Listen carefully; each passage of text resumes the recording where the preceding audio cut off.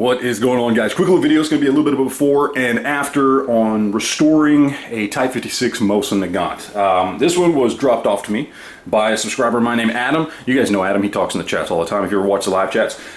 He was in town and he brought this to me and said, dude, I want this to look more original. I want it to look prettier.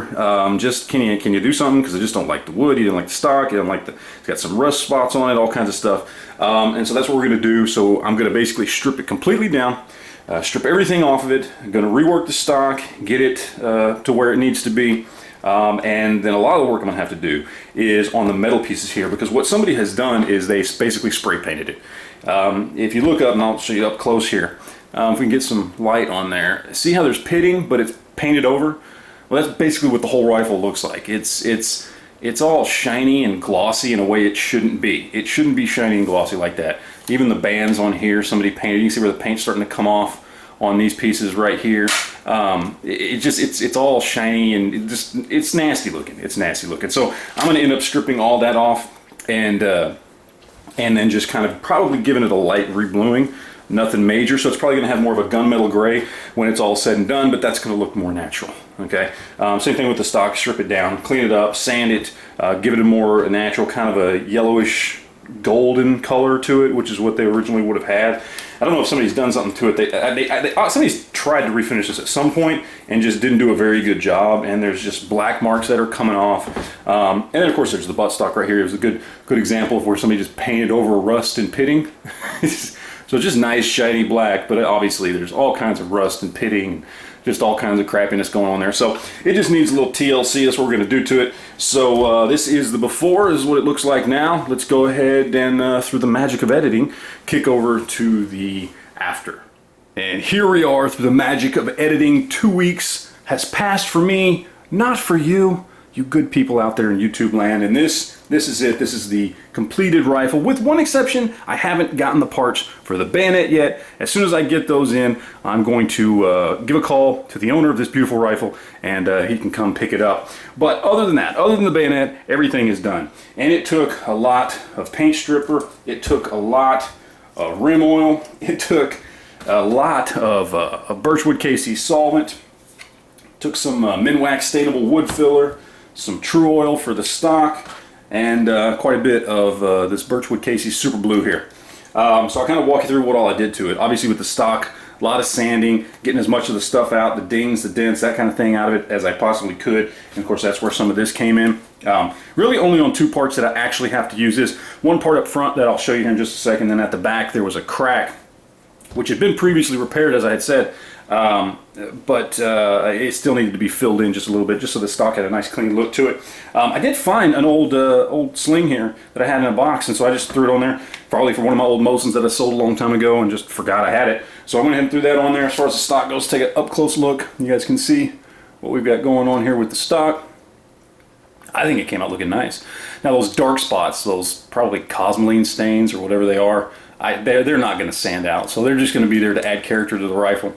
And then right in here there was one of the cracks, and it actually was on both sides. It was cracked all the way through, and I used some of that wood filler in there just to kind of fill that up, and so you can't see a visible crack per se.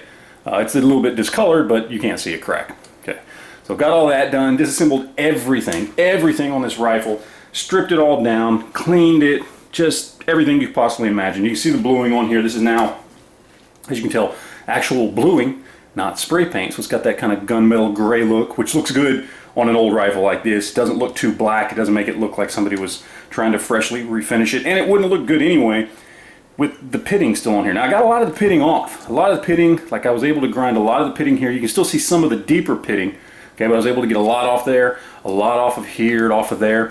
I didn't do anything with the pitting on the receiver, the barrel, because everywhere where it was pitted is going to be covered by the rifle anyway. I did clean it very well. I did do a little bit of polishing before I blued it, but I didn't go and try and sand like I did on some of these other areas. Of course, one of the areas I showed you at the beginning of the video was right here, where you can see this was all nasty and bubbled up and that kind of thing. Obviously still some pitting marks there, but overall much nicer, right? So everything's been reblued, everything's been refinished. I did have to replace this front barrel band here because the one that came off of it when I was disassembling it was so pitted that when I tried to pull it out, it just snapped in half, and then I had to get a pair of needle nose pliers to pull the rest of it out. So I had to replace that part, so I got a new part there. The front sight, I actually had to stake it.